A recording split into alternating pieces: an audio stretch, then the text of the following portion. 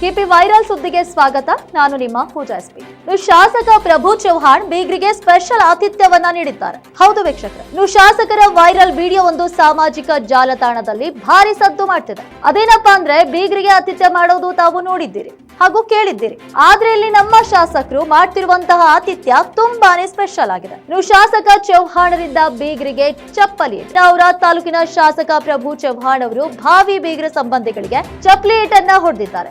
ಇದಕ್ಕೆ ಸಂಬಂಧಪಟ್ಟಂತಹ ವಿಡಿಯೋ ತುಣುಕು ಇದೀಗ ಭಾರಿ ಸದ್ದು ಮಾಡ್ತಾ ಇದೆ. ಇನ್ನು ನಿನ್ನೆ ಶನಿವಾರ ರಾತ್ರಿ ಭಾವಿ ಬೀಗ್ರ ಸಂಬಂಧಿಗಳು ಹಾಗೂ ಶಾಸಕ ಪ್ರಭು ಬಿ ಚವ್ಹಾಣ್ ಕುಟುಂಬದ ನಡುವೆ ಮಾರಾಮಾರಿಯಾದಂತಹ ಘಟನೆ ಗುಂಸುಬಾಯಿ ತಾಂಡದಲ್ಲಿ ನಡೆದಿದೆ ನೋಡಿ. ಇನ್ನು ಮಹಾರಾಷ್ಟ್ರದ ಉದಗೀರಿನ ಯುವತಿಯನ್ನ ಪ್ರಭು ಚವ್ಹಾಣ್ ಮಗ ಪ್ರತೀಕ್ ಚವ್ಹಾಣ್ ಅವರೊಂದಿಗೆ ನಿಶ್ಚಿತಾರ್ಥವಾಗಿದೆ. ಇನ್ನು ಮನೆಗೆ ಬಂದಾಗ ಇಬ್ಬರ ನಡುವೆ ವಾಗ್ವಾದ, ಗಲಾಟೆ.